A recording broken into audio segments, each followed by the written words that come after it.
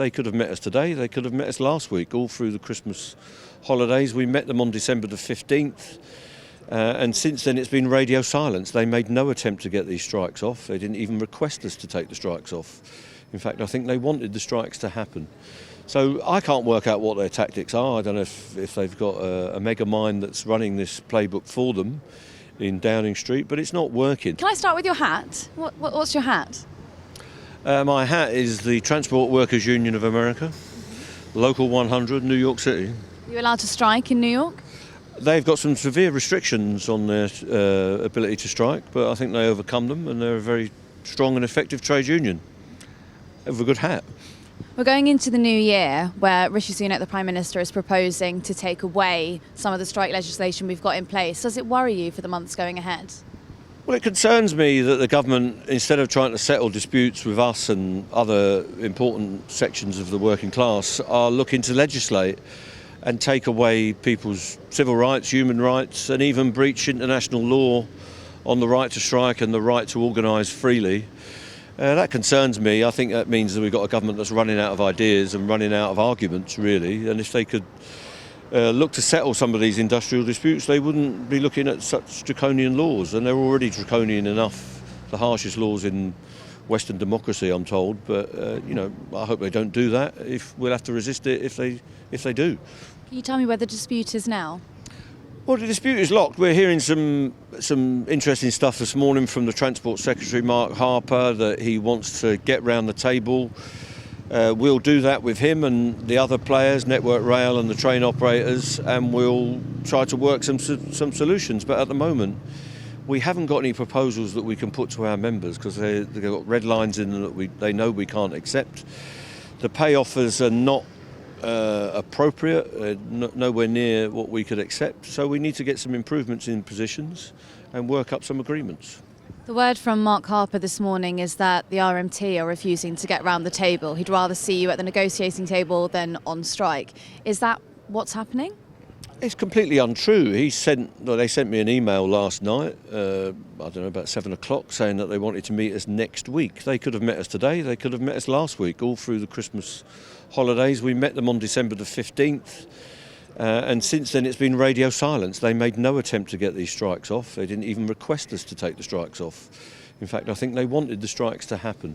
So I can't work out what their tactics are. I don't know if they've got a mega mind that's running this playbook for them in Downing Street, but it's not working. There are more people coming into industrial disputes in the country, and there are more groups of people that are getting alienated because the government won't negotiate with them. The government holds the key to this dispute. If Mark Harper wants to meet me, I'd go there now, get on a bus and go and meet him. It's only down the road, but I don't think he wants to do that. I think he's using warm words but deferring the problem, and so we need to get a proper set of discussions going, and if he wants to facilitate those, we'll be there. Why would he go on the radio this morning and say that he was keen to meet you today if he's not meeting you till next week? Well, I don't know. It's called doublespeak, I think.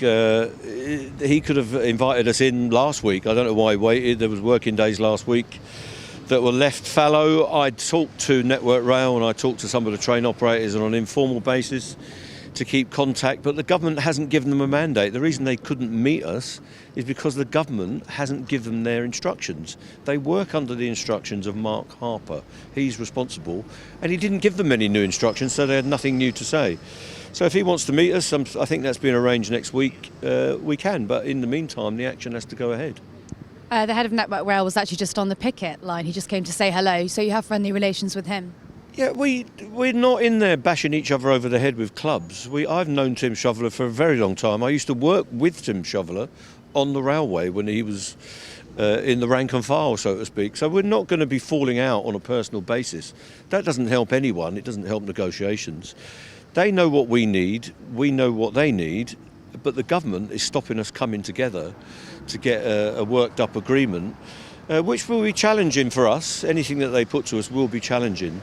But it needs to improve from where it is. So we'll work with Tim Shoveler, Steve Montgomery and the others that are heading up their negotiating teams. And we don't fall out on a personal basis.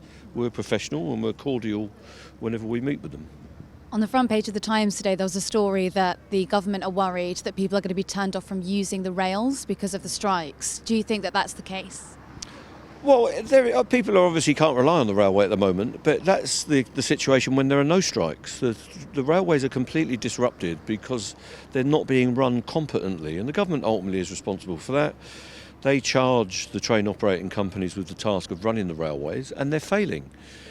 But they're failing while making profit. So they get to extract the profit that they need to run their businesses.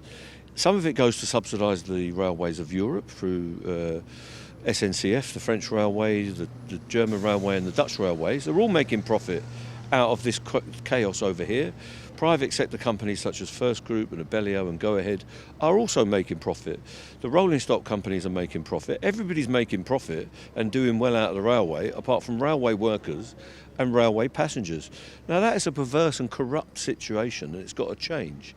So we need to get some talks to settle that, but we also need to examine the structure of the railway so that it can be run on a long-term basis in the interests of the people that use it, that need to use it, in the interests of the economy, and that includes the businesses that we all rely on for our work and for our goods and materials. And it's also in the interests of our environment that we get a proper functioning railway and public transport system that makes us less reliant on cars, carbon emissions and congestion, and that gives us a better environment that we can all operate in. And that's what the RMT will work for, and we hope that everyone else who's got an interest in it will work for that goal as well. Over Christmas, we heard that ticket fares are going to go up over 5% in the coming months. Do you think that that's a fair price? Do you think the passengers should pay an extra 5%? No, I think it's nearly 6%. It's a discount off the RPI interest inflation rate. I think what the public needs is some incentives. They need some discounted fares, get this dispute settled, get the railways running, get some discounted fares for commuters and leisure users so that people can come back to our railways and know that it's there for them, that it's a good service, a reliable service, and that's run in their interests. And that's what we've seen in Europe, national railways, which are operating the railway here as well, strangely. They've offered discounts to their public, and it's working, and it's tuned people back in post-COVID to public service and public transport, and that's what we need as well. Just lastly, what would you say to any passenger this morning that might not be able to get the train that they need to and might be quite upset that you're all on strike? Yeah, we're really sorry for that. We don't want to be disrupting the public. We want them to start the new year in a good way, that they can go about their business. We want our members to get paid. We want our members to be at work providing that service. So we would call on them to put pressure on their MPs, to put pressure on the government, to put pressure on the media to say, look, let's get this thing settled. Let's get round the table and work up some ideas that we can include in a settlement and get this dispute finished and concluded as quickly as we can.